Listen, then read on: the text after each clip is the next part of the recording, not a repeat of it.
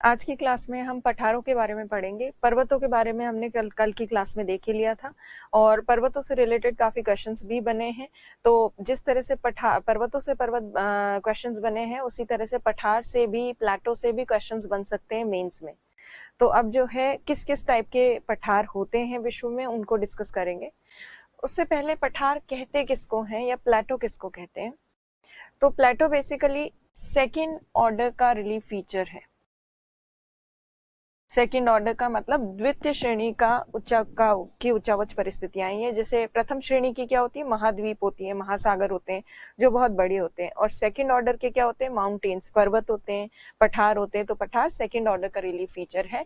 उसके साथ साथ आसपास का जो क्षेत्र होता है, जैसे ये सरफेस है, सतह वाला भाग है, इस आसपास के क्षेत्र की तुलना में पठार थोड़ा ऊंचा होता है।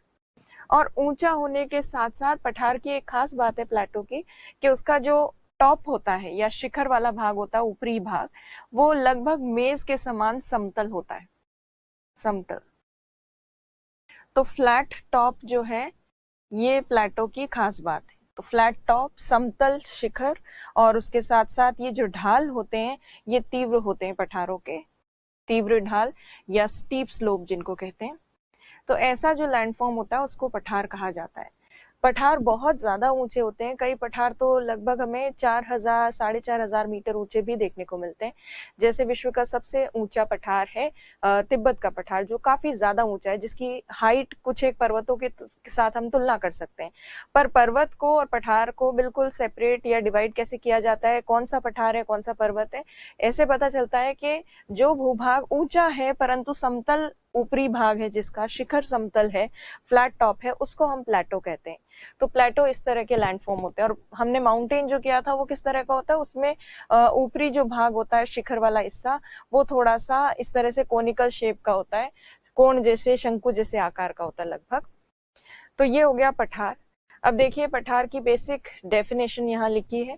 सेकेंड ऑर्डर का रिलीफ फीचर है। अच्छा, वर्ल्ड में जितने भी उच्चावच परिस्थितियां हमको देखने को मिलती हैं, जितने भी रिलीफ फीचर्स हमको देखने को मिलते हैं, उन रिलीफ फीचर्स में ये जो प्लेटो रीजन है, ये 1/3 भाग का निर्माण करते हैं। वर्ल्ड के 1/3 रिलीफ फीचर्स प्लेटो ही हैं। 1/3 भाग जो है उच्चावच परिस्थितियों में, वो पठारों द्वारा घेरा गया है। अब इसकी डेफिनेशन देखिए। वे स्थलखंड जो समीप स्थित सतह से अधिक ऊंचे होते हैं और खड़े ढाल वाले होते हैं, और उसका ऊपरी भाग मेज के समान लगभग समतल होता है, उन्हें पठार कहा जाता है। अब देखिए पठार जो होते हैं, उनको और उनके प्रकारों को, प्लेटो के टाइप्स को समझे उससे पहले हमें कुछ एक एक्स्ट्रा चीजें देखनी है। उनमें से एक प्रमुख चीज है ये।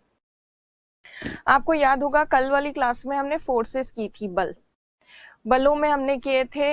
एक तो लगता है अंदर से बल लगता है पृथ्वी के आंतरिक भाग से, जिसको कहते हैं एंडोजेनेटिक फोर्स, अंतर्जात बल, एंडोजेनेटिक फोर्स। और एक होता है बाहर से लगने वाला एक्सोजेनेटिक फोर्स। तो एंडोजेनेटिक फोर्स में हमने देखा था, एक तो महादेशजनक बल होता है, अच्छा सॉरी, इसमें एंडोजेनेटिक फोर्सेस में हमने डायस्ट्रोफिक फोर्सेस जो है उसमें हमने देखा था, कुछ तो सडन मूवमेंट होते हैं और कुछ धीरे धीरे होने वाले मूवमेंट होते हैं, स्लोली जो होते हैं मूवमेंट वो होते हैं। उसमें हमने महादेशजनक, एपीओरोजेनिक और ओरोजेनिक, ये 2 प्रकार के हमने बल देखे थे एंडोजेनिक वाले में।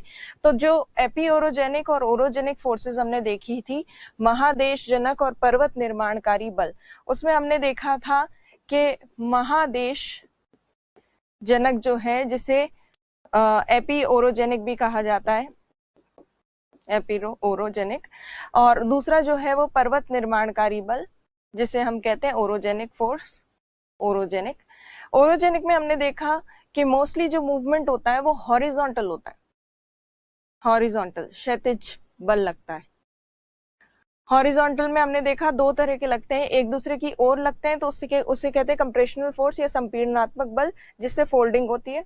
और दूसरा फोर्स हमने देखा था विपरीत दिशा में लगने वाला बल, जिससे फॉल्ट बनती है, फॉल्टिंग होती है, और इसे कहते हैं तनाव बल, या फिर इसे स्ट्रेस जो बिल्डअप होता है इस वाली चीज से, जिससे फॉल्ट बनती है। तो ये 2 तरह के हमने कंप्रेशनल फोर्सेस और टेंशनल फोर्सेस, ये 2 तरह की फोर्सेस देखी थी पर्वत निर्माणकारी बल में। और इसमें महादेशजनक में हमने केवल देखा था कि कुछ लैंडमास जो है ऊपर की ओर उठ जाता है, और कुछ लैंडमास जो है वो नीचे की तरफ धंस जाता है। तो ये ऊपर और नीचे होने वाला वर्टिकल मूवमेंट जो है वो महादेश जनक बलों के अंतर्गत लगता है। एपी ओरिजिनिक फोर्सेस के अंतर्गत वर्टिकल मूवमेंट होता है अर्थ के क्रस्ट का। कुछ लैंडमास ऊपर चला जाता है, कुछ लैंडमास नीचे चला जाता है। इस up and down vertical movement को ही कहा जाता है संवलन या फिर वार्पिंग। सो वर्टिकल मूवमेंट। तो पृथ्वी की सतह में जो लंबवत गति होती है या लंबवत बल लगता है क्रस्ट के ऊपर, उसको उससे वार्पिंग भी होती है, संवलन होता है। वर्टिकल मूवमेंट से संवलन होता है। संवलन का मतलब पृथ्वी पर ऊपर नीचे जब फोर्सेस लगता है, up and down vertical movement जब लगता है, फोर्स जब लगता है, तो उसकी वजह से कुछ लैंडमास इस तरह से ऊपर उठ जाता है क्योंकि इसके ऊपर की तरफ बल लगा नीचे से, और कुछ लैंडमास जो है वो नीचे की तरफ धंस जाता है इस तरह से। तो वार्पिंग इसको कहते हैं। वार्पिंग एक तरह से आप समझ लीजिए जिस तरह से फोल्ड माउंटेन होते हैं उसमें ऐसा आपको देखने को मिलता है, पास पास ही अपनति अभिनति जैसी स्थिति देखने को मिलती है। वार्पिंग एक तरह से फोल्डिंग का ही बड़ा रूप है जिसमें एक बहुत बड़े लैंडमास के ऊपर बहुत दूर तक पृथ्वी की सतह क्रस्ट वाला एरिया जो है उसमें कहीं तो उफान आया हुआ होता है, ऊंची उठी हुई होती है, और कहीं पर पूरा एरिया नीचे की तरफ धंसा होता है। तो ऐसे बहुत बड़े एरिया में जब आपको कोई ऊंचा उठा हुआ भाग दिखे और कोई नीचे वाला भाग दिखे तो उसे कहा जाता है वार्पिंग। तो ये ऊंचा उठा हुआ भाग जो है इसको कहा जाता है अपवार्पिंग या फिर उत्संवलन, और ये जो नीचे की तरफ धंस जाता है भाग किसी क्षेत्र में, इसको कहा जाता है डाउन वार्पिंग या फिर अवसंवलन। तो अवसंवलन और संवलन ये टर्म आपको पता होनी चाहिए। तो ये अवसंवलन और संवलन का मतलब है क्रस्ट के कुछ भाग का ऊपर उठ जाना या नीचे की तरफ चला जाना। तो संवलन की वजह से भी पठारों का निर्माण होता है। कैसे होता है? मान लीजिए ये सतह है, सरफेस है, इसमें नीचे से कहीं से फोर्सेस लगी जिसकी वजह से ये हिस्सा जो है यहाँ पर ये काफी बड़े एरिया में हिस्सा ऊपर की तरफ उठ गया। इससे जो ये ऊपर उठा हुआ भाग बना, ये ऊपर उठा हुआ भाग एक पठार का रूप ले लेता है कई बार। तो इस तरह से पठार का निर्माण होता है अपवार्पिंग की वजह से। और कई बार क्या होता है, सतह का वो हिस्सा जो है उसकी हाइट तो वही रहती है पर उसके आसपास वाले कुछ एरिया जो है वो नीचे की तरफ धंस जाते हैं। तो जब नीचे की तरफ धंस जाएगा कुछ एरिया इतने बड़े क्षेत्र में, तो इसके आसपास जो ये ऊपर उठे हुए भाग हैं ये कहीं ना कहीं हमें पठारों के जैसे नजर आते हैं। जैसे मान लीजिए इसके आसपास यहाँ पे भी नीचे धंस गया भाग कुछ लैंडमास, तो ये जो है ये आपको पठार के जैसे नजर आएगा। तो पठारों का जब निर्माण होता है तो कई सारे बलों की वजह से होता है, कई सारी परिघटनाओं की वजह से होता है, बहुत सारे फोर्सेस और बहुत सारे जो फिनोमेना है उसकी वजह से प्लेटो फॉर्मेशन होता है। जैसे कि कौन कौन सी चीजें होती हैं जो बनाती हैं पठारों को, उसमें सम्मिलित है एक तो संवलन जिसको वार्पिंग भी कहा जाता है, और वार्पिंग में दोनों तरह की जो वार्पिंग है वो इसमें इंक्लूडेड है। अप वार्पिंग से भी बनता है पठार और डाउन वार्पिंग से भी बनता है। दूसरी चीज, कहीं पर अगर लावा प्रवाह होता है उससे भी पठार बनता है। लावा प्रवाह,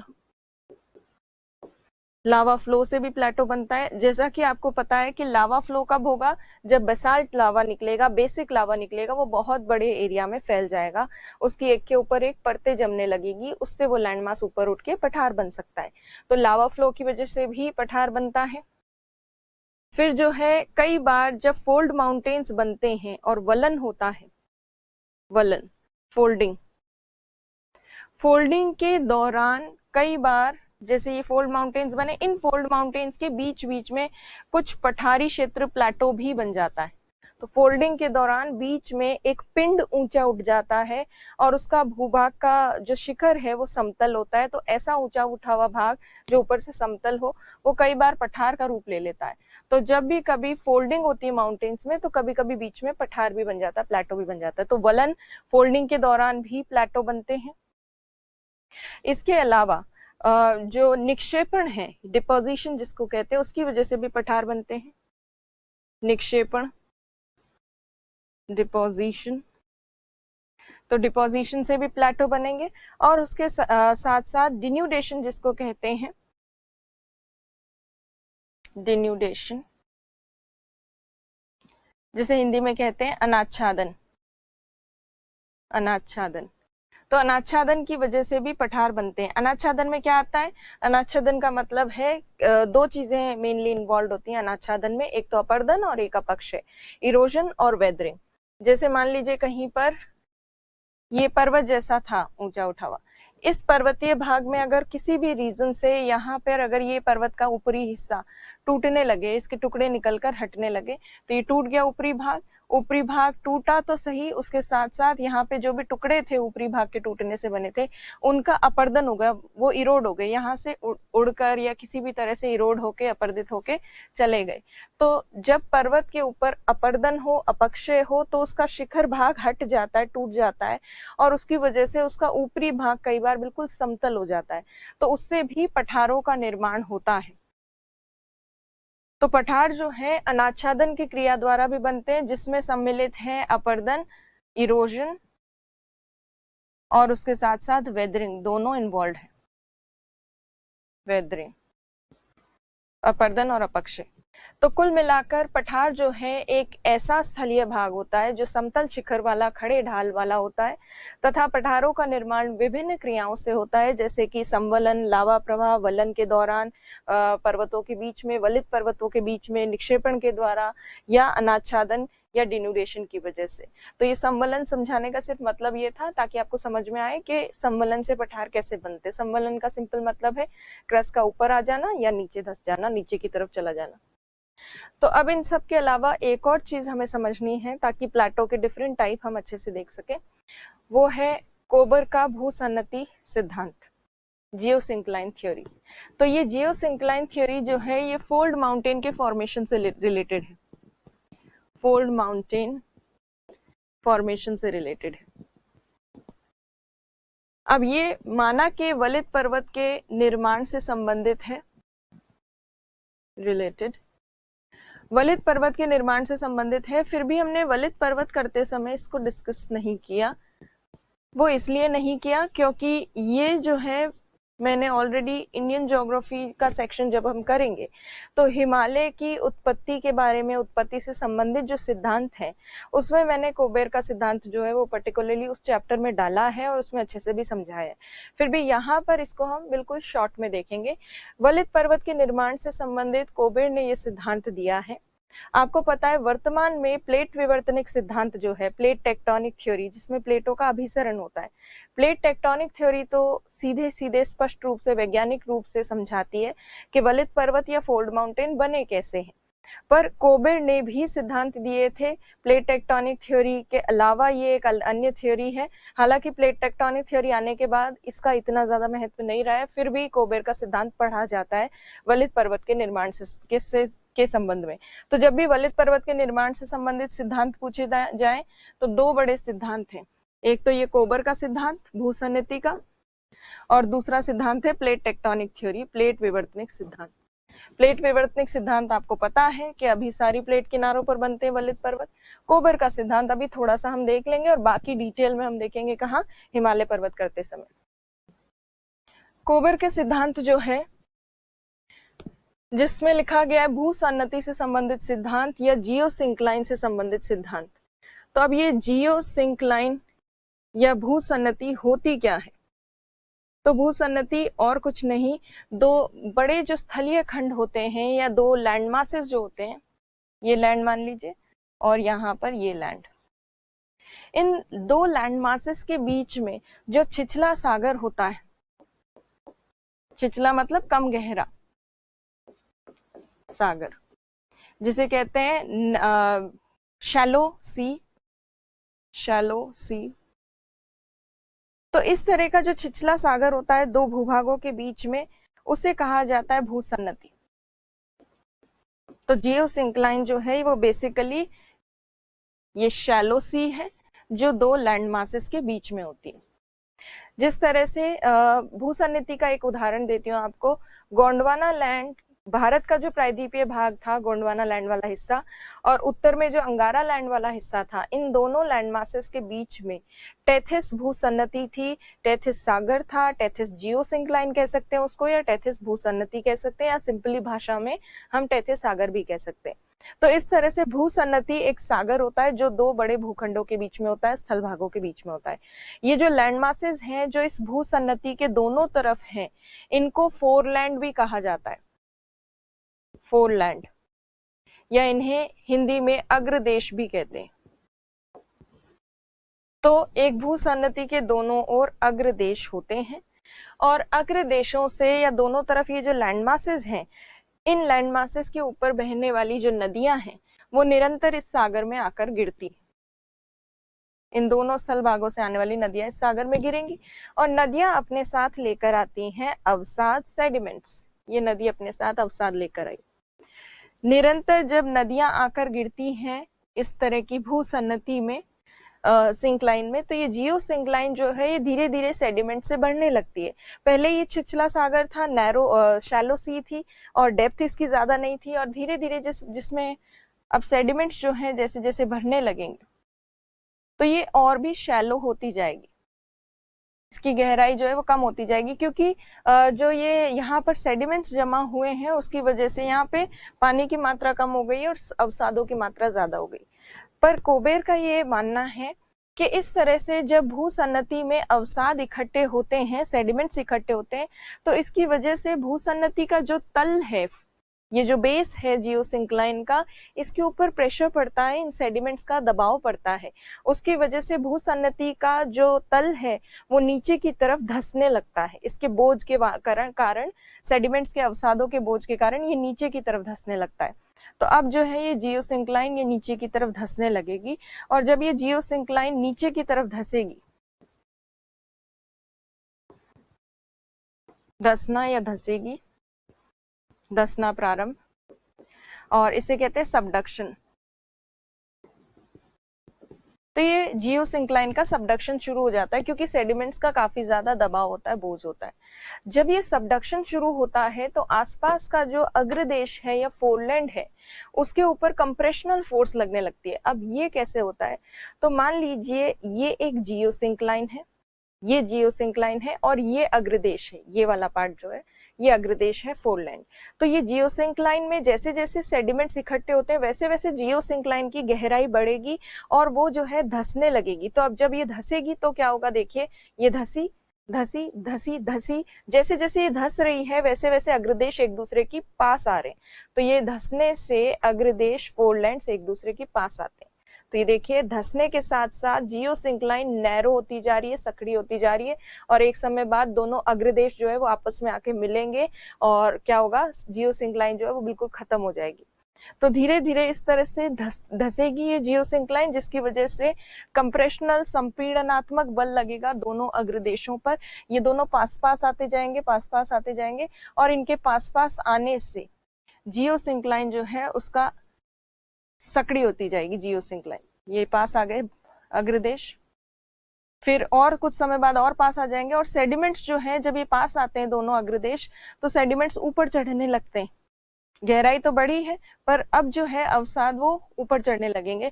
कुछ समय बाद ये अग्रदेश जो है फोरलैंड और ज्यादा अगर नजदीक आ गए, मान लीजिए कंप्रेशन फोर्स लग रहा है और ज्यादा पास आ जाए, यहां तक आ जाए, तो उसके बाद क्या होगा, सेडिमेंट्स जो इनके बीच में हैं, अग्रदेशों के बीच में, ये सेडिमेंट्स अब धीरे धीरे फोल्ड होना शुरू हो जाएंगे। इनके ऊपर फोर्स लग रहा है, बल लग रहा है अवसादों के ऊपर, क्योंकि कंप्रेशन हो रहा है दोनों तरफ से, फोरलैंड से, और इस तरह से ये जो सेडिमेंट्स हैं इनके बीच में, इस जियोसिंक्लाइन के जो सेडिमेंट्स हैं जो इन दोनों अग्रदेशों के बीच में, अब ये अवसाद जो हैं ये धीरे धीरे फोल्ड होने लगेंगे, और जब ये फोल्ड होंगे तो इस तरह से फोल्ड माउंटेन्स का फॉर्मेशन होगा, वलित पर्वत का निर्माण होगा। पर ये जो वलित पर्वतों का निर्माण होगा उसके साथ साथ बीच में कुछ लैंडमास या कुछ पिंड जो है जियोसिंक्लाइन के बीच वाले पार्ट में, वो पिंड मध्य पिंड कहलाता है।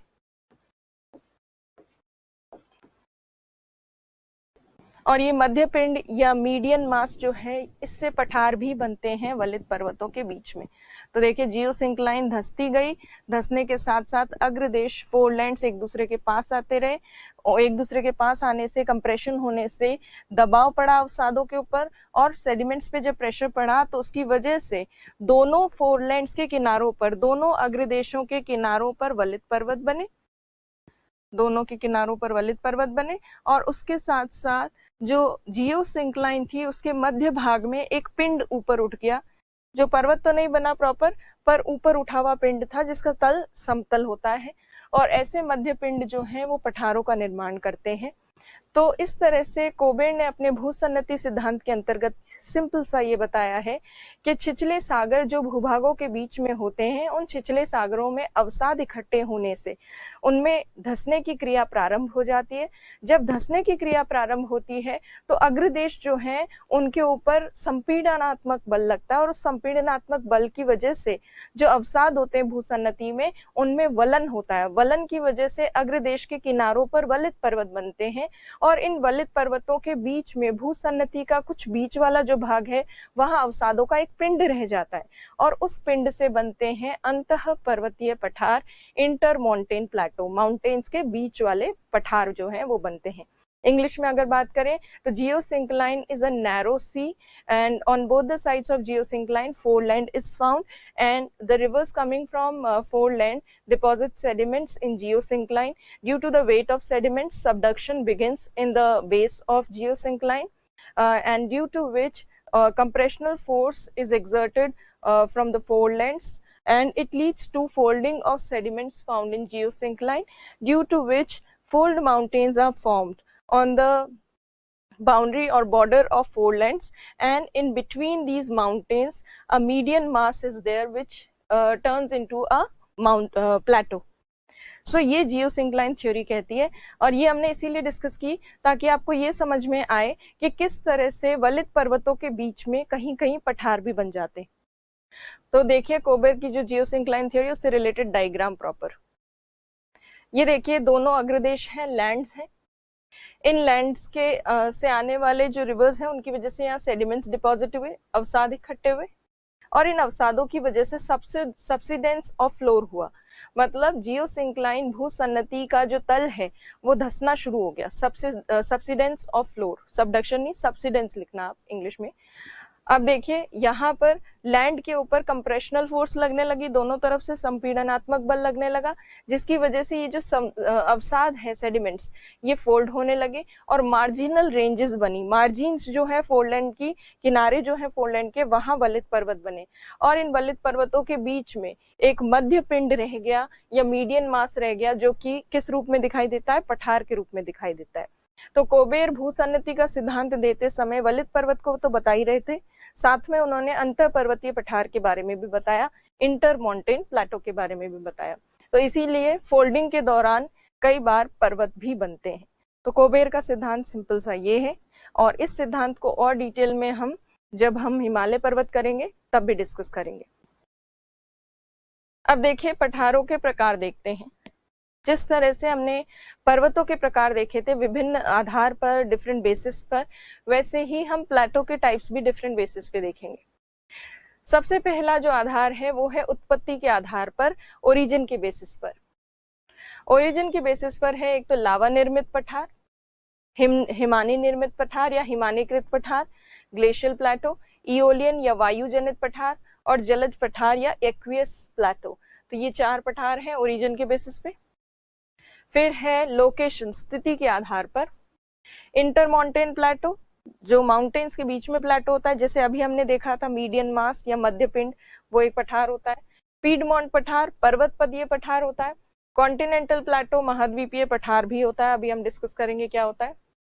विकास की अवस्था के आधार पर, on the basis of stages of development, देखिए इसमें होते हैं नवीन पठार जो नए बने हुए हैं, प्रौढ़ पठार या मैच्योर पठार जिनको कहते हैं, ओल्ड प्लेटो या फिर वृद्धा अवस्था में स्थित पठार, रिजुविनेटेड प्लेटो या पुनर्युवनित पठार जो कि वापस से ऊंचे उठ जाते हैं, एक बार नीचे घिसकर नीचे चले गए और खत्म होने वाले थे, वापस से ऊपर उठ जाते हैं। इसको डिस्कस करेंगे अभी। जलवायु के आधार पर, क्लाइमेट के बेसिस पे जो टाइप्स हैं वो है ह्यूमिड प्लेटो मतलब आर्द्र पठार, एरिड प्लेटो मतलब शुष्क पठार, और स्नो कवर्ड प्लेटो या हिमाच्छादित पठार। इनको एक एक करके डिस्कस करते हैं। सबसे पहले हम उत्पत्ति के आधार पर जो पठार के प्रकार हैं उनको देखते हैं। तो देखिए ओरिजिन के बेसिस पे जो प्लेटो हैं, प्लेटो के टाइप्स, उसमें सबसे पहला पठार है लावा निर्मित पठार। क्या होता है लावा निर्मित पठार, ये आप ऑलरेडी पहले भी कई बार सुन चुके हो नाम। तो जब भी कहीं दो भूभाग होते हैं और उन दो भूभागों के बीच में अगर दरार होती है, दरार या दरार बनती है किसी भी कारण से, तो दरार से या फिशर से जब इरप्शन होता है या दरारी उद्गार जब होता है कहीं से ज्वालामुखी का फिशर इरप्शन, तो उस फिशर इरप्शन के दौरान निकलता है बेसिक लावा, क्षारीय लावा। और ये क्षारीय लावा आसपास के क्षेत्र में काफी ज्यादा दूरी में फैल जाता है। और ये बेसिक लावा जब फैलता है, एक के ऊपर एक इसकी परतें जमती हैं, उससे बनता है ऊंचा उठावा पठार, इस तरह से।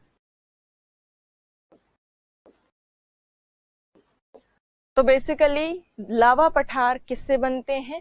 लावा पठार बनते हैं लावा फ्लो से, लावा फ्लो से या लावा प्रवाह से। लावा प्रवाह कब होता है? लावा प्रवाह तब होता है जब बेसिक लावा निकलता है, क्योंकि बेसिक लावा बहुत तरल होता है, पतला होता है, आराम से फैल सकता है। तो क्षारीय लावा से लावा प्रवाह शुरू होता है। पर क्षारीय लावा किस तरह से निकलना चाहिए? केंद्रीय उद्गार अगर हुआ, सेंट्रल इरप्शन हुआ, तो शील्ड प्रकार के जो शंकु होते हैं वो बन जाएंगे, बेसिक कोन्स बन जाएंगे। पर यहाँ हम पठार की बात करें तो पठार कब बनते हैं? जब क्षारीय लावा, बेसिक लावा दरारों के माध्यम से निकले, दरारी उद्गार हो, फिशर इरप्शन हो, फिशर इरप्शन या दरारी उद्गार।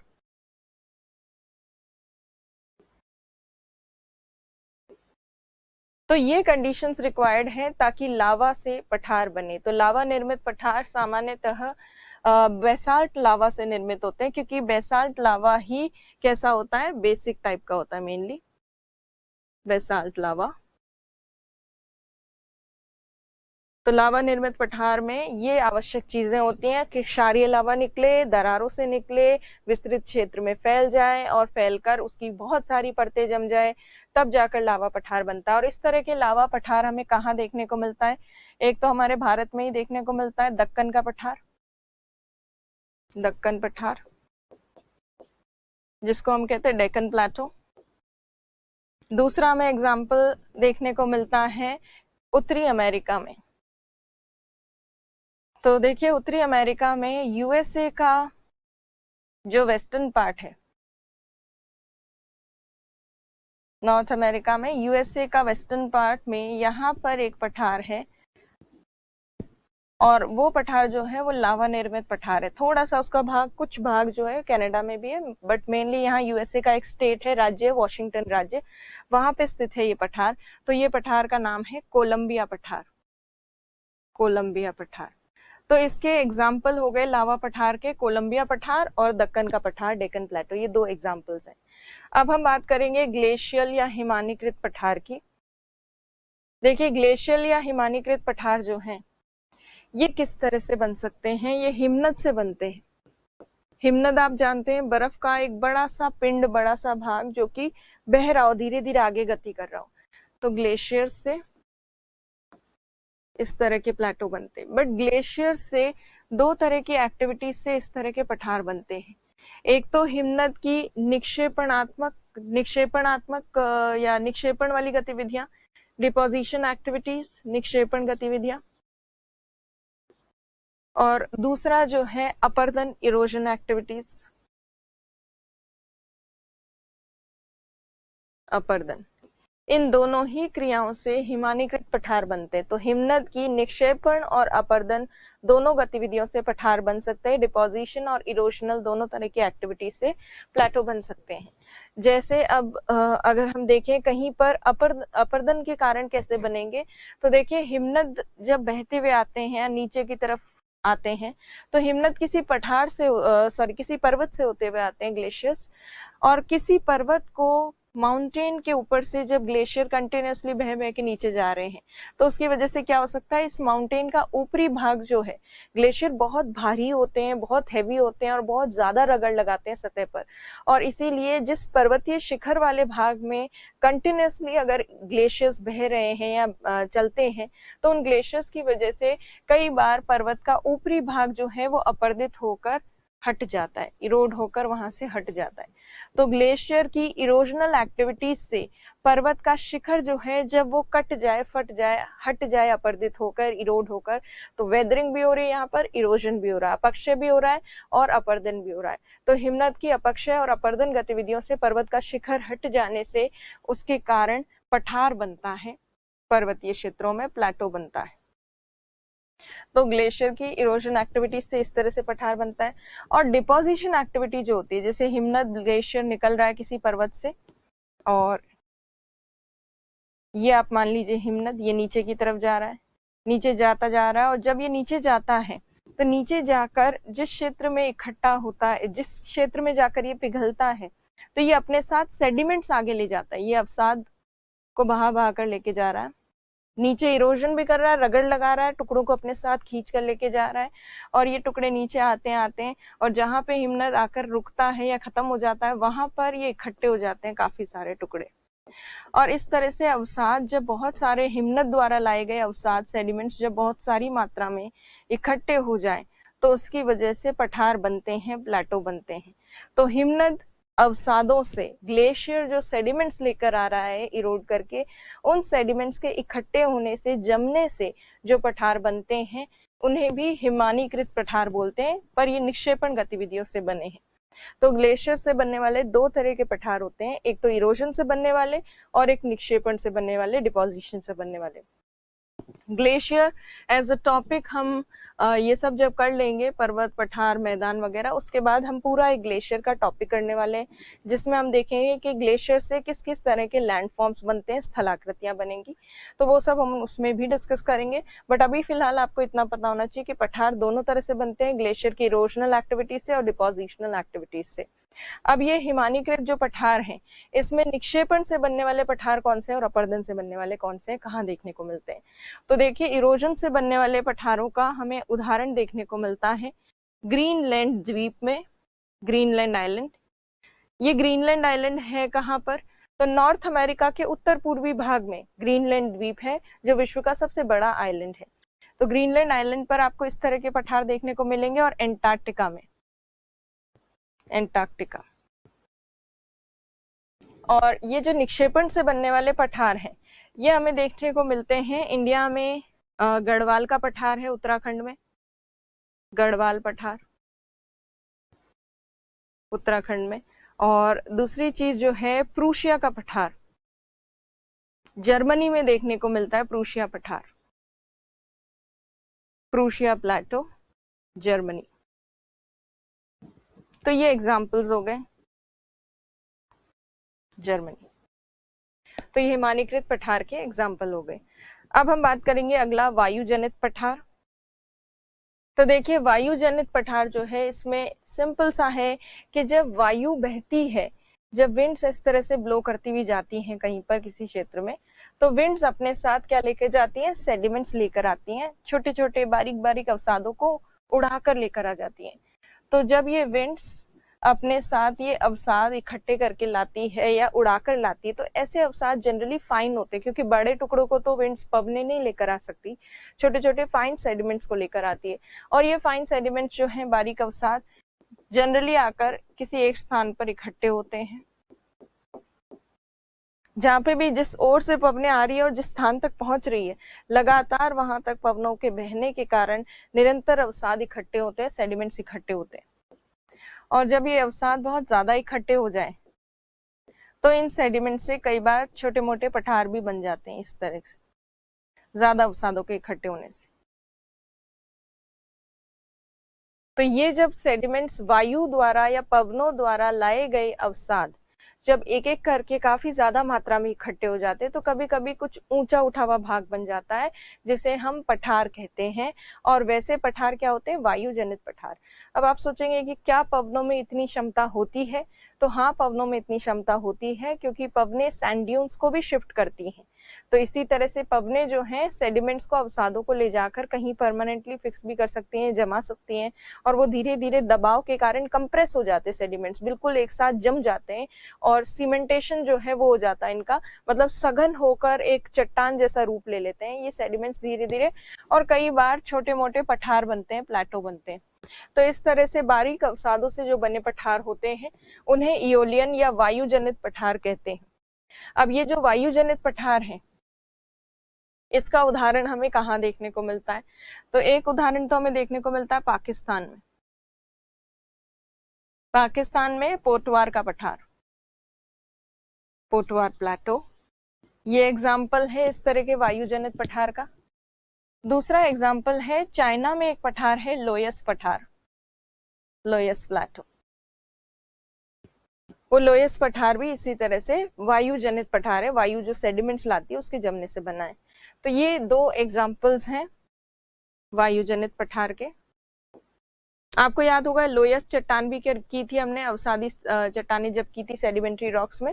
तो जैसे लोयस चट्टानें हमने देखी थी, उन्हीं लोयस चट्टानों से बने जो पठार हैं चाइना में उसे लोयस पठार कहा जाता है। अब देखिए, अब हम बात करते हैं एक्वियस प्लेटो की, जलज पठार। तो इसके नाम से पता चल रहा है आपको, जलज पठार का मतलब है ऐसा पठार, जलज पठार ऐसा पठार जो जल में बनता है, वाटर बॉडी में बन रहा है किसी। तो ये वाटर बॉडी में या जलराशि में बनने वाला जो पठार है ये दो गतिविधियों से बन रहा है। एक तो ये बन रहा है अवसादों के निक्षेपण से, अवसाद निक्षेपण मतलब सेडिमेंट्स के जमने से।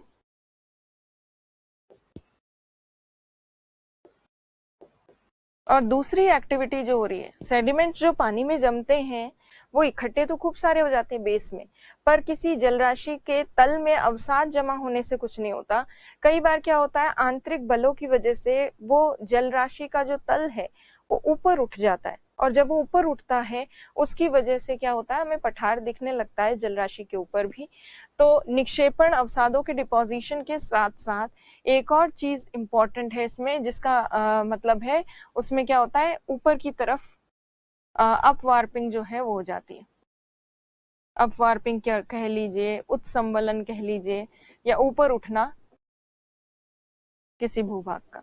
तो ये कैसे होता है? तो देखिए, मान लीजिए ये जलराशि है, वाटर बॉडी है। इस जलराशि में आसपास में जो सेडिमेंट्स, आसपास में जो नदियां हैं किसी भी क्षेत्र से बहते हुए आ रही है, ये रिवर्स आ रही है मान लीजिए, ये रिवर्स आकर कंटिन्यूसली यहाँ सेडिमेंट्स डिपॉजिट करेंगी, अवसाद इकट्ठे करेंगी। ये सेडिमेंट्स डिपॉजिट किए तो ये अवसाद तो काफी ज्यादा इकट्ठे हो गए, पर इन अवसादों के इकट्ठे होने के साथ साथ कुछ समय बाद हो सकता है पृथ्वी के आंतरिक भाग से बल भी लगे, फोर्स भी लगे, और नीचे से लगने वाले इस बल की वजह से ये हिस्सा थोड़ा और ऊपर उठ जाए, और जब ये ऊपर उठेगा तो इस तरह से ये पठार के रूप में, जलज पठार के रूप में नजर आएगा। और यही जलज पठार अगर जल स्तर के ऊपर आ जाएंगे तो ये द्वीप के रूप में लगेंगे, नजर आएंगे। अन्यथा जब ये महासागर में होंगे तो ये जलमग्न पठार के रूप में भी दिख सकते हैं। तो इस तरह से जल राशि में जब पठार बनते हैं वाटर बॉडी में, तो उसका सबसे पहला स्टेप होता है कि उसमें सेडिमेंट्स डिपॉजिट होंगे वाटर बॉडी में।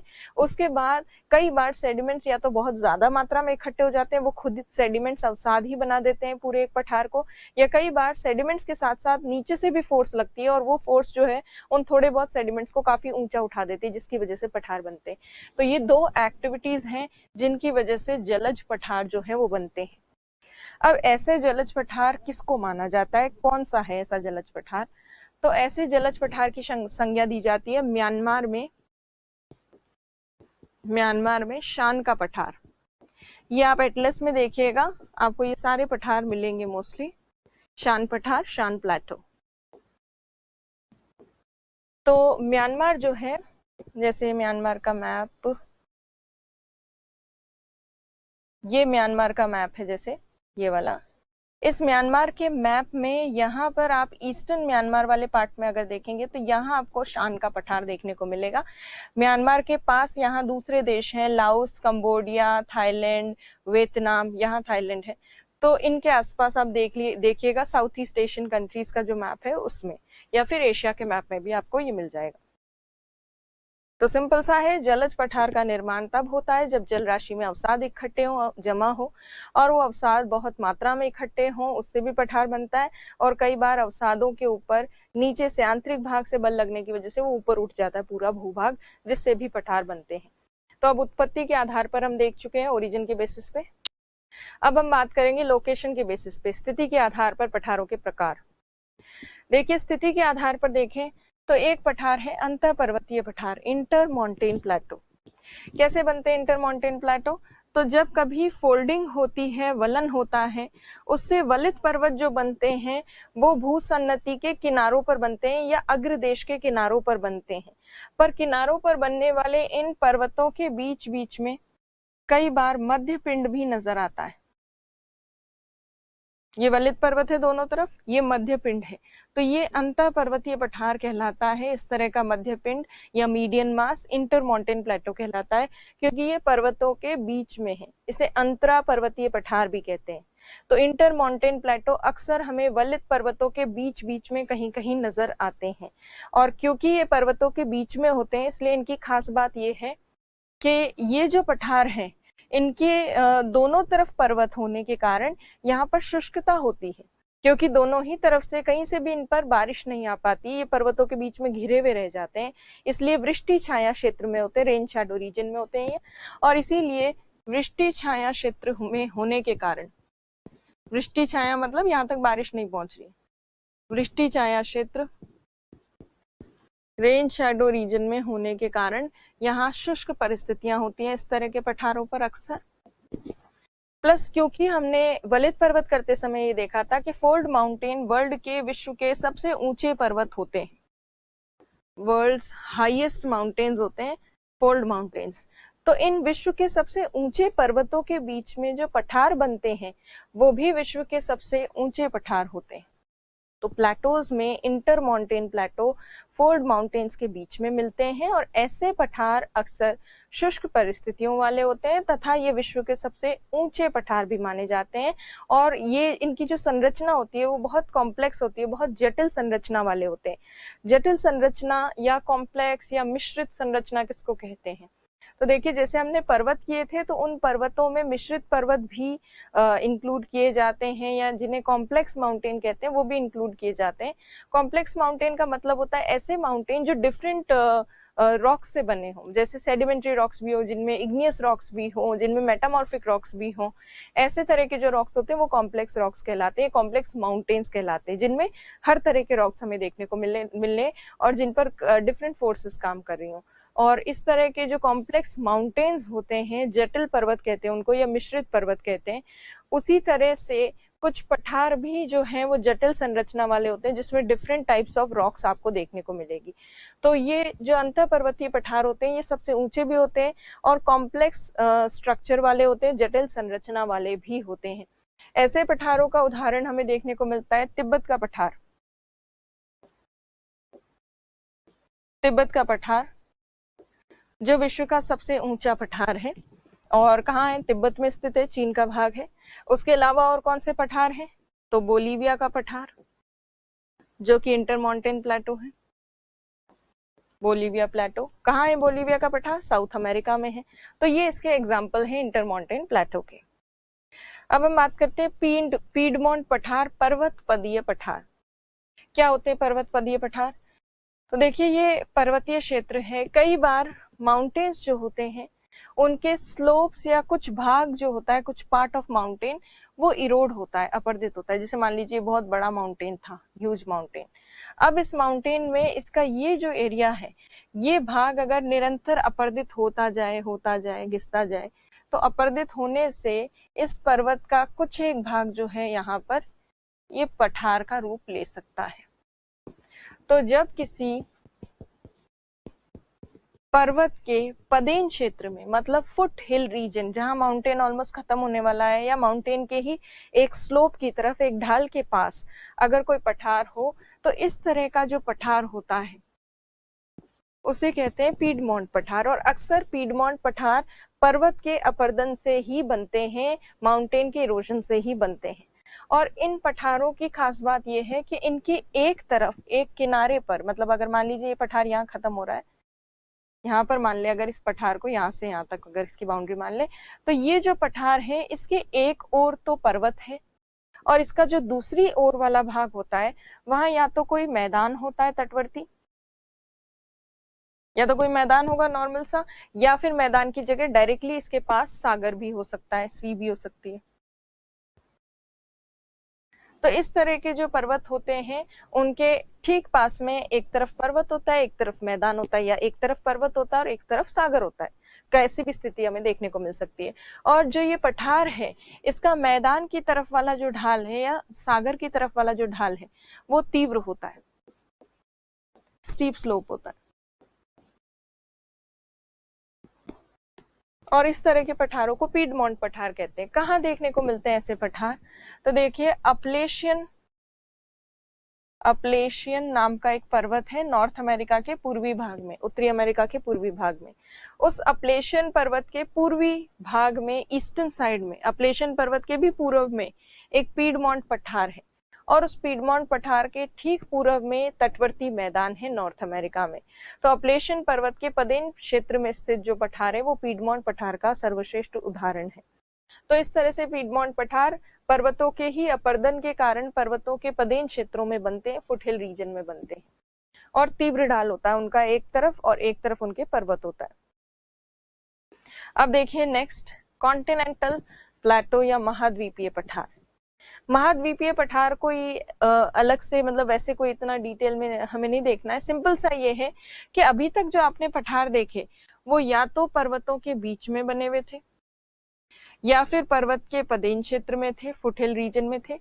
ये जो कॉन्टिनेंटल प्लेटो होते हैं इनका कोई पर्वत से लेना देना नहीं होता, माउंटेन से कोई लेना देना नहीं, इनके आसपास कोई पर्वत नहीं होता है। ये अकेले खड़े होते हैं किसी भी महाद्वीप के ऊपर और बहुत बड़े एरिया में फैले हुए होते हैं, किसी भी कॉन्टिनेंट में बहुत बड़े लैंडमास के ऊपर फैले हुए पठार जो पर्वतों से काफी दूर हों, ऐसे पठारों को महाद्वीपीय पठार कहते हैं। महाद्वीपीय पठार इसलिए क्योंकि ये महाद्वीप के बहुत बड़े भाग में फैले हुए होते हैं, विस्तार इनका बहुत ज्यादा होता है, मतलब बहुत बड़े होते हैं ये प्लेटो। इस तरह के जो बड़े कॉन्टिनेंटल पठार हैं वो महाद्वीप पर पर्वतों से दूर तो मिलते ही हैं, उसके साथ साथ इनका जनरली निर्माण लावा प्रवाह से भी होता है, कई बार लावा फ्लो से भी होता है। लावा फ्लो से कैसे? आपको याद होगा बेसाल्ट लावा दूर दूर तक फैल के चले जाता है, बेसाल्ट लावा। तो वो दूर दूर तक फैलने के कारण बहुत बड़े एरिया में एक पठार बनाता है जो पर्वतों से काफी दूर भी हो सकता है। तो ऐसे पठार जो होते हैं लावा से बने हुए, वो भी कॉन्टिनेंटल पठार का ही उदाहरण होते हैं क्योंकि लावा फ्लो से बनते हैं। तो इस तरह के कॉन्टिनेंटल पठार पर्वतों से दूर, लावा प्रवाह आदि से बनते हैं। और इनके एग्जाम्पल्स, एक तो है दक्कन का पठार क्योंकि बहुत बड़े एरिया में फैला हुआ है, डेक्कन प्लेटो। उसके अलावा एंटार्क्टिका में जो प्लेटो है वो काफी बड़े एरिया में, एंटार्क्टिका के बहुत बड़े क्षेत्र में फैला हुआ है। ग्रीनलैंड में भी जो पठार है वो भी काफी बड़े एरिया में फैला हुआ है, इसीलिए उसको कॉन्टिनेंटल पठार कहते हैं या महाद्वीपीय पठार कहते हैं। तो महाद्वीप के बहुत बड़े क्षेत्र में फैला हुआ पठार महाद्वीपीय पठार कहलाता है। तो देखिए, ये तो है इंटर माउंटेन प्लेटो, अंतर पर्वतीय पठार। और ये अंतर पर्वतीय पठार मैंने अभी आपको बताया माउंटेन रेंजेस के बीच में जो पठार होता है, जैसे तिब्बत का पठार। उसके बाद अभी देखिए पीडमोंट पठार। पीडमोंट पठार जो है पर्वत के पदेन क्षेत्र में स्थित होता है और इसके पास या तो किनारे पर सागर होगा या कोई तटवर्ती मैदान होगा, कोस्टल प्लेन होगा। तो पीडमोंट पठार का ये उदाहरण, ये डायग्राम है। अब हम बात करते हैं विकास की अवस्था के आधार पर, स्टेजेस ऑफ डेवलपमेंट के बेसिस पे। सबसे पहले पठार यंग होता है, जब नया नया बनता पठार तो वो युवा अवस्था में होता है, यंग स्टेज में होता है, नवीन पठार। उसकी ऊंचाई काफी अधिक होती है। फिर मेच्योर स्टेज में जब जाता है तो धीरे धीरे इरोजन काफी ज्यादा हो चुका होता है अपर्दन, इसलिए उसकी हाइट जो है वो कम हो जाती है और उबड़ खाबड़ हो जाता है पठार। और उसके जो ढाल होते हैं वो भी तीव्र नहीं रहते, वो ऐसे ऐसे सीढ़ी नुमा हो जाते हैं, ऐसा बचता है पठार। ओल्ड पठार वृद्धावस्था में, वृद्धावस्था में तो पठार जो है वो इतना ज्यादा घिस चुका होता है कि वो अक्सर एक मैदान में ही परिवर्तित हो चुका होता है, जिसे पेने प्लेन कहते हैं या फिर संप्राय मैदान। जब किसी स्थलाकृति के कंप्लीटली घिसने से, मतलब पठार वगैरह के घिसने से, निरंतर घिसने से, अपर्दित होने से नीचे हो जाता है वो लैंडमास और ऑलमोस्ट मैदान में परिवर्तित हो जाता है, प्लेन में, तो उसे संप्राय मैदान या पेने प्लेन्स कहते हैं, पेने प्लेन या संप्राय मैदान।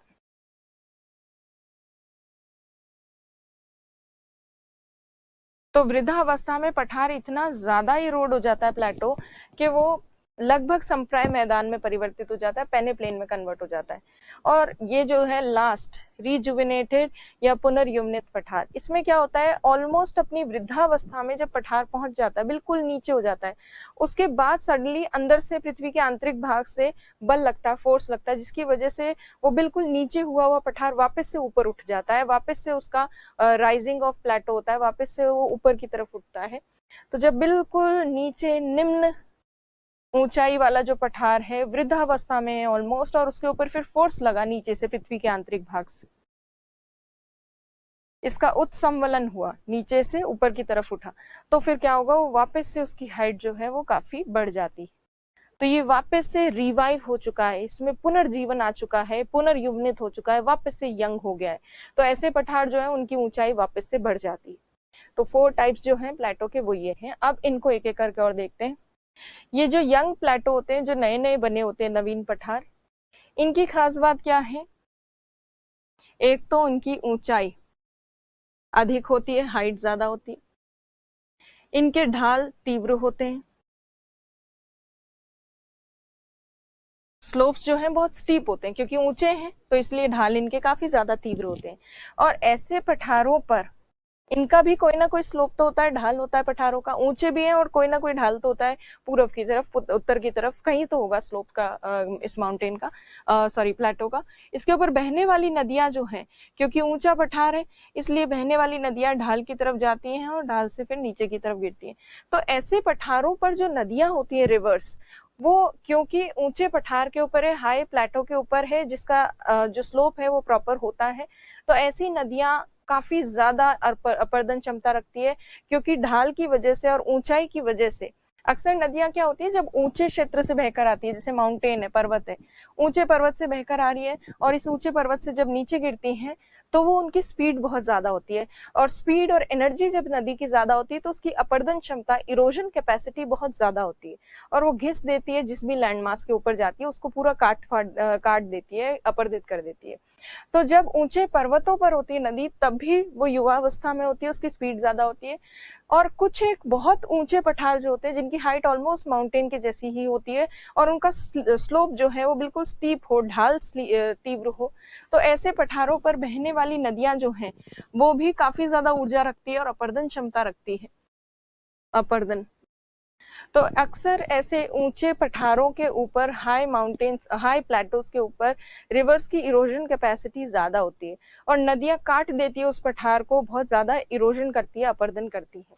तो ऐसे पठारों में एग्जाम्पल में हम देख सकते हैं जो काफी ज्यादा इरोड हो जाते हैं, ऐसे जो नवीन पठार होते हैं वो, उनका इरोजन, अपर्दन भी काफी ज्यादा होता है नदियों द्वारा। इनका क्या अपर्दन होगा, ये खुद घिस चुके हैं पूरे, अब इनमें बचा क्या है अपर्दित करने के लिए। तो जिसके पास बहुत ज्यादा मटेरियल है, जो काफी ऊंचा पठार है, उसी को नदी बहुत ज्यादा अपर्दित करती है। तो ऐसे ऊंचे पठारों को नदी बहुत ज्यादा अपर्दित करती है। और इस तरह का हमें एग्जाम्पल देखने को मिलता है कोलोराडो पठार। कोलोराडो पठार जो यूएसए में है, और इस कोलोराडो पठार के ऊपर से बहती है कोलोराडो नाम की नदी, जो यहाँ इस प्लेटो को बहुत ज्यादा काट देती है, रोड कर देती है, जिसकी वजह से विश्व की सबसे बड़ी घाटी, जिसे कहते हैं ग्रैंड कैनियन, ग्रैंड कैनियन नाम की विश्व की सबसे बड़ी घाटी यहाँ बनती है। तो नवीन पठार जो होते हैं उनकी हाइट ज्यादा होती है, ढाल तीव्र होते हैं, नदियां उनका अपर्दन बहुत ज्यादा करती हैं, उससे कई बार इस प्रकार के पठारों पर बहुत गहरी गहरी घाटियां बनती है, गहरी और बड़ी घाटियां बनती, जिन्हें कैनियन कहते हैं, जैसे यूएसए के कोलोराडो पठार पर स्थित ग्रैंड कैनियन। मैच्योर स्टेज में, प्रौढ़ अवस्था में जो पठार होते हैं वो काफी ज्यादा अपर्दित ऑलरेडी हो चुके होते हैं, इनका अपर्दन हो चुका है, ऊपर से ये बिल्कुल उबड़ खाबड़ होते हैं, अनइवन होते हैं, अनइवन। और अनइवन होने के साथ साथ इनके जो ढाल हैं वो सीढ़ी नुमा होते हैं, मतलब स्टेयर शेप के होते हैं, सीढ़ियां जैसी होती है, जैसे ये आपको सीढ़ी जैसा दिख रहा होगा, तो सीढ़ी नुमा कटे फिटे ढाल होते हैं इनके। तो मैच्योर स्टेज में इस तरह की अवस्था हो जाती है प्लेटो की, जिसकी स्टेयर शेप के स्लोप्स हो जाते हैं, इरोजन हो जाता है, अनइवन, जिसका ऊपर वाला अनइवन टॉप हो जाता है, ऊपरी जो भाग है वो उबड़ खाबड़ हो जाता है। ये मैच्योर स्टेज के पठार की कीवर्ड्स। फिर जो है वृद्धावस्था में पठार पूर्ण रूप से अपर्दित हो चुका है, काफी ज्यादा अपर्दन हो चुका है, अपर्दन इरोजन बहुत ज्यादा हो जाता है। इतना घिसने के बाद पठार जो है लगभग एक संप्राय मैदान में परिवर्तित हो जाता है और ऑलमोस्ट प्लेन के जितनी उसकी हाइट हो जाती है, मैदानों के जैसे ही बिल्कुल नीचे हो जाता है, बहुत ही कम ऊंचाई रह जाती है, ऊंचाई रहती ही नहीं है, बिल्कुल निम्न भूमि क्षेत्र में परिवर्तित हो जाता है। और ऐसे जो संप्राय मैदान बनते हैं उस तरह के पठार का अगर हम एग्जाम्पल देखें तो छोटा नागपुर पठार का एक भाग है रांची का पठार। वो रांची पठार वृद्धावस्था में पहुंच चुका है, ओल्ड स्टेज में पहुंच चुका है और घिस घिस के रांची का पठार जो है वो अब संप्राय मैदान में परिवर्तित हो चुका है, पेने प्लेन में कन्वर्ट हो चुका है, घिस घिस के प्लेन्स की जैसी हाइट हो चुकी है उसकी। तो ऐसे वृद्धावस्था में जो पठार होते हैं उनकी स्थिति ऐसी होती है। रिजुविनेटेड पुनर्यौवनित पठार में क्या होता है, घिसे हुए अपर्दित पठार जो वृद्धावस्था में होते हैं उन पर आंतरिक भाग से जब पृथ्वी का बल लगता है तो वो कई बार पठार ऊपर उठ जाते हैं और वापस से ऊपर उठने से उनकी ऊंचाई बढ़ जाती है और वो फिर से युवावस्था में पहुंच जाते हैं। और ऐसे पठारों को हम क्या कहते हैं, पुनर्यौवनित या रिजुविनेटेड रिवाइव्ड प्लेटो कहा जाता है इनको। उसके बाद आप देखिए जलवायु के आधार पर पठार, क्लाइमेट के बेसिस पर प्लेटो। क्लाइमेट में एक तो होते हैं आर्द्र पठार, ह्यूमिड प्लेटो। ह्यूमिड प्लेटो वो हैं जिनमें वर्षा की मात्रा बहुत ज्यादा अधिक होती है, ऐसे पठार जिनमें बहुत बारिश होती है, जिनकी आर्द्रता जो है ह्यूमिडिटी, आर्द्रता वो हमेशा ही 50% से अधिक रहती है, मतलब रिलेटिव ह्यूमिडिटी बहुत हाई रहती है, 50% से ऊपर रहती है और 100% तक तो बार बार पहुंचती रहती है, इसलिए बार बार बारिश होती है यहाँ पर।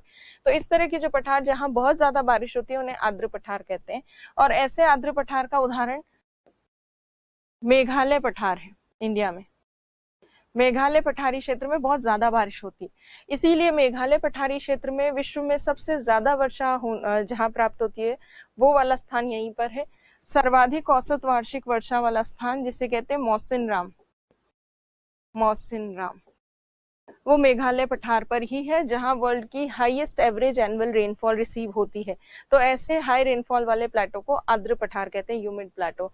और इसी मेघालय पठार के ऊपर चेरापूंजी वाला जो नामक स्थान जो है जहाँ काफी ज्यादा बारिश होती है वो भी यहीं पर है। तो आर्द्र पठार ऐसे होते हैं। शुष्क पठार ऐसे होते हैं जहां पर वाष्पीकरण की दर ज्यादा होती है, वाष्पीकरण इवेपोरेशन बहुत ज्यादा होता है पर वर्षा उसकी तुलना में बहुत कम होती है, जितना वाष्पीकरण हो रहा है उतनी वर्षा नहीं होती, इसलिए शुष्कता बढ़ जाती है। तो जहां पे भी इवेपोरेशन ज्यादा होता है पर उसके कंपैरिजन में रेनफॉल कम होती है वहां पर एरिड कंडीशंस होती है, तो ऐसे पठार शुष्क पठार होते हैं। तो ये शुष्क पठार की डेफिनेशन हो गई। स्नो कवर्ड हिम आच्छादित पठार, जनरली ऊंचे जो पठार होते हैं वो ऊंचे पठार हमेशा बर्फ से ढके रहते हैं, स्नो से कवर्ड होते हैं। और ऐसे ऊंचे पठार जो हमेशा बर्फ से ढके रहते हैं उनको कहते हैं सिंपल सा हिम आच्छादित पठार। जो बर्फ से ढके पठार है वही स्नो कवर्ड प्लेट होंगे, हिम आच्छादित पठार होंगे। तो ये क्लासिफिकेशन बहुत सिंपल है आर्द्र, शुष्क और हिमाच्छादित पठार का। तो ये हो गए पठारों के विभिन्न प्रकार। अब देखिए पठार जो होता है प्लेटो, प्लेटो शुरू में पठार काफी बड़े एरिया में होता है, ऊंचा होता है, उसके तीव्र ढाल होते हैं और धीरे धीरे पठार जो है वो कटता रहता है, इरोड होता रहता है, वो काफी ज्यादा उसका अपक्षय अपर्दन होता रहता है, जिसकी वजह से प्लेटो की जो एरिया है वो कम होता रहता है, साइज छोटी होती जाती है। तो पठार निरंतर अपर्दन के कारण धीरे धीरे वो छोटा होता जाता है और जैसे जैसे वो छोटा होता जाता है उसके नाम बदलते जाते हैं। तो जब ये विस्तृत क्षेत्र में फैला हुआ होता है और काफी तीव्र ढाल वगैरह होते हैं तब तो उसको पठार कहते हैं, प्लेटो कहते हैं। जब ये कट जाता है, बहुत छोटे छोटे इसके पीसेस बचते हैं, तो पठार का जो छोटा रूप है वो क्या होता है, मेसा। और ये मेसा जो है, जो MESA, ये मेसा जो है ये जब और ज्यादा कटेगा, इरोड होगा, अपर्दित होगा, तो उससे एक चीज जो बनेगी उसका नाम है ब्यूट। तो मेसा के अपर्दित होने से ब्यूट या ब्यूटे बनते हैं। तो इस तरह से पहले बड़ा सा पठार होता है, वो थोड़ा छोटा हो जाता है साइज में, तो मेसा बन जाते हैं, वो और छोटा हो जाता है तो उससे क्या बन जाते हैं, ब्यूट। तो ब्यूट बेसिकली थोड़े मोटे पिलर जैसे होते हैं। और फिर ब्यूट जो है वो और भी जब कट फट के इरोड होके और छोटा बचेगा और एक पतले से पिलर के जैसे बचेगा, तो उसको मॉन्यूमेंट भी कहा जाता है। हालांकि इस मॉन्यूमेंट वाला जो है ये आपको इतना नहीं देखना, पर ये 3 पॉइंट्स देखने, पठार, फिर वो छोटा हुआ, उसका रूप छोटा रूप मेसा कहलाता है, मेसा का भी छोटा रूप क्या कहलाता है, ब्यूट कहलाता है। तो इस तरह से पठार डिफरेंट स्टेजेस में पहुंचता है और अंत में इस पठार जो है प्लेटो वो बिल्कुल खत्म भी हो जाता है, गायब भी हो जाता है। तो ये जो मेसा है, छोटा नागपुर पठार जो है झारखंड में, उसका जो वेस्टर्न साइड है वहां कई सारे मेसा देखने को मिलते हैं। और छोटा नागपुर पठारी क्षेत्र में या झारखंड में जो मेसा है उनको स्थानीय भाषा में पाट कहा जाता है। तो इसीलिए छोटा नागपुर पठारी क्षेत्र के पश्चिमी भाग में हमें बहुत सारे पाट देखने को मिलते हैं। और इसीलिए छोटा नागपुर का वेस्टर्न साइड में या झारखंड के पश्चिमी भाग में जो पूरा लैंडमास है उसे कहते हैं पाटलैंड, क्योंकि वहां पठार के छोटे रूप मेसा पाए जाते हैं काफी सारे, उसे पाट भूमि कहा जाता है झारखंड में जो है। तो पाट भूमि और कुछ नहीं, पठार के ही छोटा भाग जो मेसा है उसे पाट कहा जाता है वहां स्थानीय भाषा में, झारखंड में। इसलिए तो ये जब हमने छोटा नागपुर पठार करेंगे इंडियन ज्योग्राफी में तब भी हम डिस्कस करेंगे इसको। तो ये होता है पठार, पठार से बना मेसा, मेसा से बना ब्यूट। अब देखिए पठार का महत्व क्या होता है। जिस तरह से हमने पर्वतों के महत्व देखे हैं वैसे पठार के महत्व भी होते हैं। सबसे बड़ी चीज, पठार जो है वो खनिजों का बहुत बड़ा भंडार हमें पठारों में देखने को मिलता है। जैसे भारत में सर्वाधिक खनिज जो है वो छोटा नागपुर पठारी क्षेत्र में देखने को मिलते हैं। वो भारत का खनिजों का एक भंडार है, मिनरल्स का एक रिजर्व के जैसे माना जाता है। तो सबसे इंपॉर्टेंट पॉइंट जो होता है पठारों का वो होता है खनिज प्राप्त होते हैं। दूसरे अन्य जो पॉइंट्स हैं उनको भी देखते हैं अभी। तो देखिए पठार जो है माउंटेन्स के कंपैरिजन में ज्यादा पॉपुलेशन आपको पठारी क्षेत्रों में देखने को मिलेगी। पर्वत जो है वो काफी तीव्र ढाल वाले होते हैं, काफी वहां पे उबड़ खाबड़ स्थिति होती है, वहां तक पहुंचना बहुत मुश्किल होता है, वहां पे घर बनाना बहुत मुश्किल होता है। इसीलिए बसावट जो है वो आपको पर्वतीय क्षेत्रों में थोड़ी कम देखने को मिलेगी, पठार में उसकी तुलना में ज्यादा देखने को मिलेगी। और पठारों से भी, प्लेटो से भी ज्यादा बसावट कहाँ देखने को मिलेगी, मैदान में। तो सबसे फेवरेबल कंडीशंस लिविंग के लिए या फिर बसावट के लिए जो है वो कौन सी है, मैदानों की। पर मैदानों को छोड़कर अगर हम देखें तो पर्वतों से ज्यादा थोड़ा सा हमें पठारों में देखने को मिलती है। प्लेटो में फिर भी लोग रहना पसंद करते हैं या रह सकते हैं। अच्छा, कुछ पठार जो होते हैं वो लावा निर्मित होते हैं, बेसाल्ट लावा से बने होते हैं। और बेसाल्ट लावा से जो बने पठार होते हैं उनपे काली मिट्टी का निर्माण होता है और वो काली मिट्टी काफी उपजाऊ होती है, खास तौर पर कपास की खेती के लिए उपयोगी होती है। जैसे इंडिया में दक्कन का पठारी क्षेत्र, मालवा का पठार जो है वहां पे काली मिट्टी पाई जाती है जो बहुत उपजाऊ है। फिर है बहुमूल्य खनिज के भंडार, जैसे छोटा नागपुर पठार भारत का जो खनिजों का एक प्रमुख भंडार है भारत में।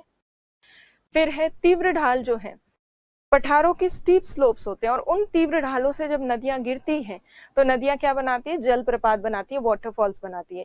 और उन वाटरफॉल्स का यूज डिफरेंट तरीके से किया जा सकता है, जैसे जल विद्युत उत्पादन के लिए किया जा सकता है, हाइड्रो इलेक्ट्रिसिटी प्रोडक्शन के लिए कर सकते हैं। फिर इनके कठोर धरातल पर जलाशय या तालाब का निर्माण आसान होता है।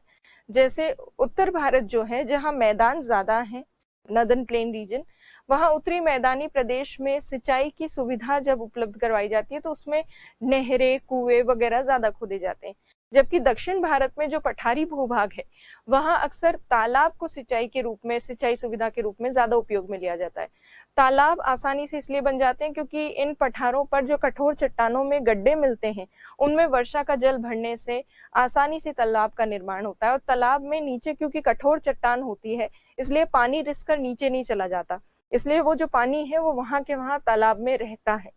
तो पठारी क्षेत्र में तालाब निर्माण के माध्यम से सिंचाई सुविधा उपलब्ध कराई जा सकती है। जलाशय वगैरह भी आसानी से बन सकते हैं क्योंकि नीचे कठोर चट्टान होती है तो पानी को स्टोर किया जा सकता है आसानी से। पठारों पर पर्वतों की अपेक्षा अच्छा, जैसे देखिए पर्वत जो होते हैं वहां पे कोई रोड वगैरह बनाना हो तो बहुत मुश्किल होता है, क्योंकि ढाल पे रोड बनाने के लिए बहुत काटना पड़ता है पत्थरों को और फिर रोड बनती है। और यहाँ अगर पठारी क्षेत्र में देखें तो ऊपरी भाग जो होता है प्लेटो का वो ऑलमोस्ट समतल होता है, तो ट्रांसपोर्टेशन की फैसिलिटी प्रोवाइड करवाना प्लेटो पे थोड़ा सा कन्वीनियंट है पर्वतों की तुलना में। पर अगर ओवरऑल देखा जाए तो मैदान इससे भी ज्यादा अनुकूल परिस्थितियों का निर्माण करते हैं ट्रांसपोर्टेशन या परिवहन सुविधाओं के विकास के लिए। तो सबसे ज्यादा फेवरेबल है मैदान। और मैदान के अलावा अगर देखें तो पठार भी थोड़ा बहुत ठीक है, क्योंकि पठार का ऊपरी भाग समतल होता है, इसलिए परिवहन सुविधाएं थोड़ी डेवलप की जा सकती। तो ये जो है हमने पठार किए आज के चैप्टर में। अब आपको इसकी राइटिंग प्रैक्टिस करनी है। कई सारे क्वेश्चंस आ सकते हैं इसमें से, जैसे पठारों के विभिन्न प्रकार बताइए। ये विभिन्न प्रकार आपके 10 नंबर में आ सकता है। 10 नंबर मतलब 22 से एक लाइनें, 22-23 लाइनें आपको लिखनी है।